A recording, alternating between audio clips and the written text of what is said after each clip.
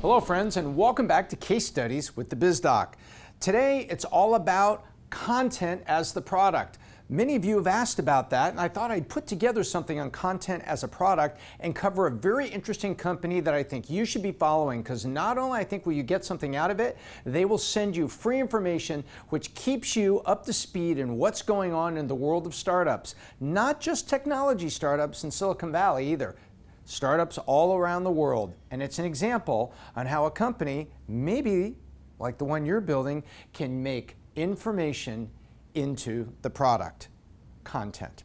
Well, there's a couple things I'll talk about today. The first is content can be a product, and it might even be part of what you already offer. Like something simple, like if you sold barbecues or barbecue accessories and you put together a list of incredible recipes, you put it together, you make a booklet, you give them that free. That's like a little sugar on top. It's something you're providing for free. That's a simple example of it. There's also more complicated examples where you turn data points into information, and information that's actionable and useful, people will pay for. A couple examples that are out there is things like Angie's List and Yelp, but they're both very different. Yelp took a list of restaurants that you could already find on OpenTable and any number of directories that were kind of like yellow pages, and then you added things to them such as pictures of the food and very specific reviews by people just like you and me. And you could see it going up and down over time. Sometimes restaurants get new ownership and kind of lose their pizzazz and appeal. So Yelp became useful for that. And then Yelp started showing up for other things. Other types of companies and other things in the city might get Yelp as well. The county fair talks about this exhibit or that exhibit, all kinds of stuff. Then there's Angie's List, which is very useful. Angie's List has got two great customers. Customers such as contractors that want to be listed there, and they want you and me to give reviews so they could be found more easily.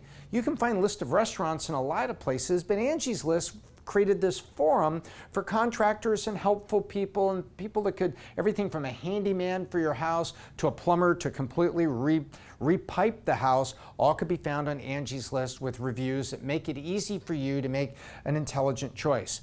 Beyond that, there's far more complicated data turned into information, and one of the companies I really love is CB Insights.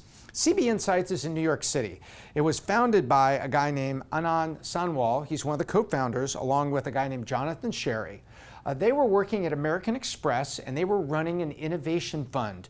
And they were getting along there and doing it well when they looked around and they said, you know, the stuff that Reuters puts out and that Thomson puts out, you know, we don't think that, actually it's Thomson, Reuters, and Dow Jones that they were looking at. They said, you know, some of this information could be so much better. There could be synthesis that's applied to it so that it's not just data points. We can make it useful and actionable and do so much more with it. And so they stepped out to create CB Insights. And they started taking data from the world of startup companies, and not just Silicon Valley tech companies, and not just, you know, really sizzle industry segments. They took boring segments like the financial sector and things like that. And when I say boring financial sector is not like some hot technology startup. They've been around there trading stocks, selling insurance, doing things, banking, giving loans, providing capital for 100 years. So that's kind of a boring but very necessary industry, and nonetheless they cover those industry segments as well.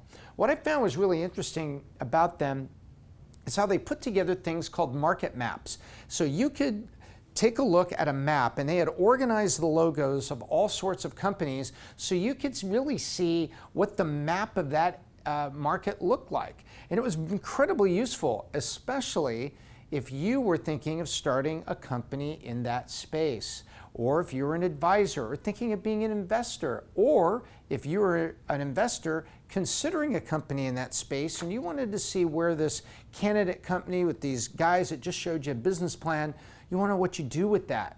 Well, CB Insights did that very well. Some of the proof in how well they did was in their media citations. From 2012 to 2016, they went from 16 media citations all the way up to 2,200 media citations, meaning Forbes, Fortune, Wall Street Journal, New York Times, Washington Post, Wired Magazine, were all using their data points to talk about industries. And so they were turning to CB Insights as the credible source to add credibility to the articles that they were writing for you and me in those popular magazines. And those sorts of things is where all that information and data points became incredibly useful. Now, they turned this into money because the very people they're writing about became their customers. A company that's seeking funding reaches into its pocket to buy a deep market research report from them. Or investors investing in a space pay maybe up to $100,000 a year to CB Insights to get a constant river of information with analysis that's useful as they make investment decisions in those market sectors. They also have a free newsletter that keeps people informed in a general basis. And I really recommend that if you are starting a company in any sector and want to just keep abreast of how the startups are going around the world in many markets, not just technology, I would go to www.cbinsights.com, read a little bit about the company, and get their newsletter. You can also opt in for certain newsletters that are in segments. Patrick and I, with things that we do, we get newsletters in the financial services segment. Very, very useful. So when you look at things like this, as you build your company, you may be assembling information that's amazingly useful and someone would be willing to pay for. And it may be a value add that you can bring.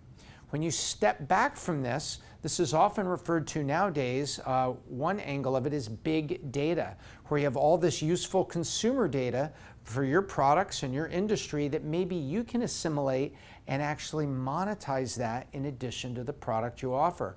Not just the product, but the consumer data. Not personal data, that'd be a little sketchy to be selling that, but the usage data so people understand how, when, and why people use things. So when I look at all this, I think that CB Insights has just done a phenomenal job, and their newsletter is must read for me every day, as well as their FinTech, financial market newsletter. One of the things I think is very interesting is these guys at the bottom of their newsletter each day, Anand signs off with, "I love you." And he started doing that years ago, and it's just really funny. You read this whole newsletter, all technical things, and say, "That's it for today, I love you." And I think it became like a tagline for him. And the second thing that I think he brought out very, very well is how data gets presented, and you'll find tips in there that you can use in your own business plans on presenting your data in the best possible way.